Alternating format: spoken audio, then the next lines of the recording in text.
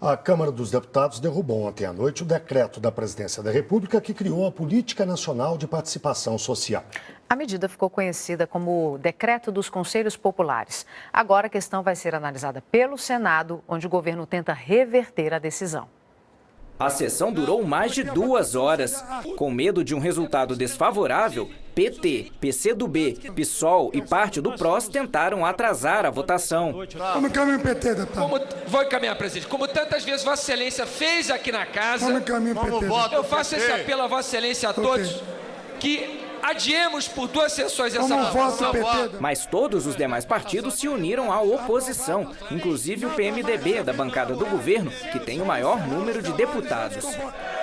Celso Maldana. Aprovada a redação final, manifestação de altivez de democracia desta casa. O ministro das Relações Institucionais, Ricardo Berzoini, participava do programa Espaço Público da TV Brasil quando soube do resultado da votação na Câmara. A nossa base é muito heterogênea. Do ponto de vista ideológico, ela é muito contraditória. E isso daí não deve ser motivo para a gente ficar se lamentando, tá certo? Deve trabalhar, ela é assim, temos que lidar com isso, com respeito, com transparência, com muita conversa. Agora, em certos momentos, nós perdemos votações na Câmara, no Senado, e a vida segue. O decreto derrubado ontem foi publicado pela presidenta Dilma Rousseff em maio. Ele criava a Política Nacional de Participação Social.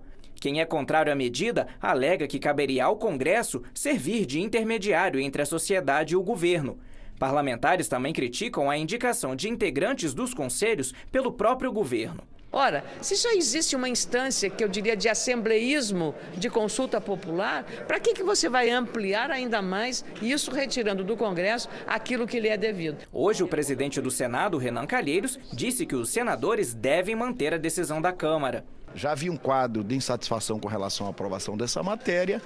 Ela ser derrubada na Câmara não surpreendeu, da mesma forma que não surpreenderá se ela for e será derrubada no Senado Federal.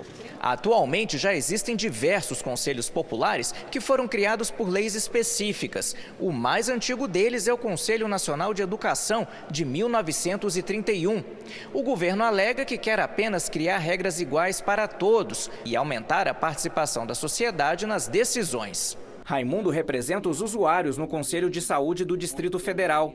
Ele lamenta a derrubada da proposta pelo Congresso. O Congresso, que é a casa que deveria participar da democracia mais ativa e faz essa derrubada, eu fico muito triste, porque isso é uma questão constitucional e a participação popular.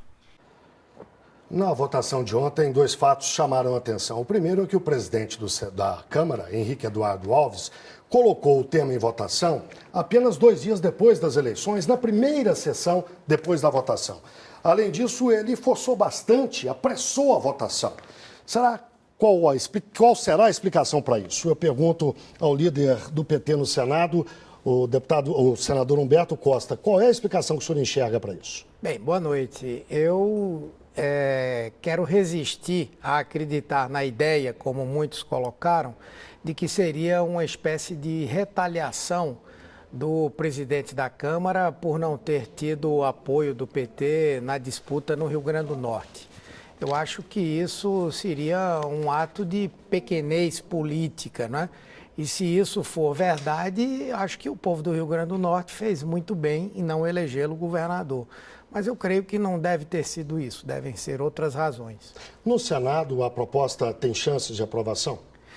Veja, nós vamos travar esse debate no Senado procurando mostrar aos senadores que não há nenhum tipo de agressão à independência e autonomia do Poder Legislativo, esse decreto. Porque ele tão somente sistematiza o funcionamento de vários instrumentos de participação popular que já existem.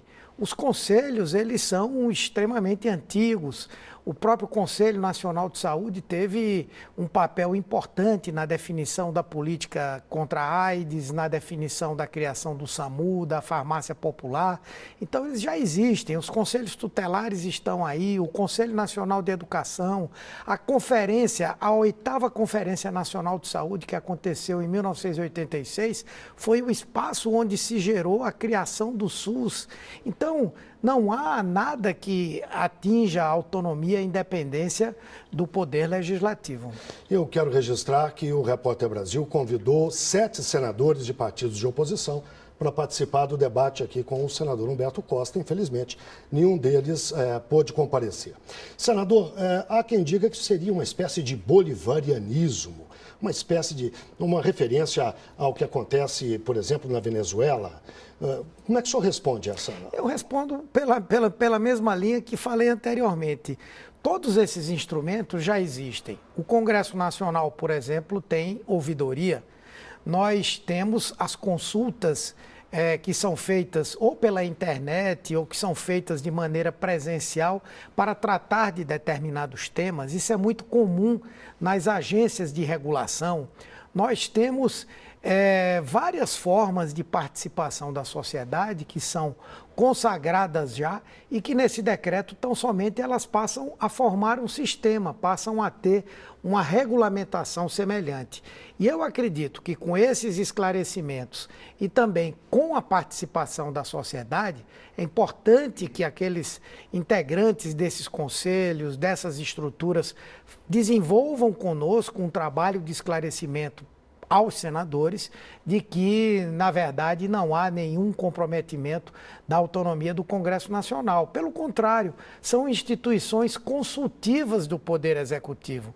Muitas vezes eles determinam, produzem ideias que o governo aceita ou não aceita. E quando aceita e é necessário que para aquela ideia se transformar em lei, em alguma coisa, tenha que passar no Congresso Nacional, vai para o Congresso. Então, na verdade, eu acho que procuraram ideologizar essa discussão, o que eu acho que é muito ruim. Seria essa a explicação para essa resistência que se encontra a proposta? Sim, eu acho que o momento, inclusive, em que os conselhos, essa ideia do decreto foi lançada foi no ápice, não é, da campanha eleitoral, pouco antes da campanha eleitoral. E tudo que veio do governo nesse período foi objeto de questionamento por parte da oposição e de alguns segmentos da grande imprensa. E isso estigmatizou essa proposta, não é? Mas nós vamos desenvolver esse trabalho. Queremos garantir que o decreto continue vigendo. Agora, se nós perdermos, quem votar contra é que tem que, diante da sociedade, se justificar. Porque o que aconteceu em 2013, quando a população foi às ruas reivindicar a maior participação, tem sintonia com essa proposição. A demanda da sociedade também nessa eleição de não querer ser apenas assistente da elaboração das políticas por parte do governo também guarda uma sintonia com esse projeto. Então, aqueles que votarem contra, os partidos que votarem contra, precisarão se justificar diante da sociedade. Nós conversamos com o senador Humberto Costa, líder do PT no Senado. Muito obrigado pela participação, senador. Uma boa noite. Eu que agradeço.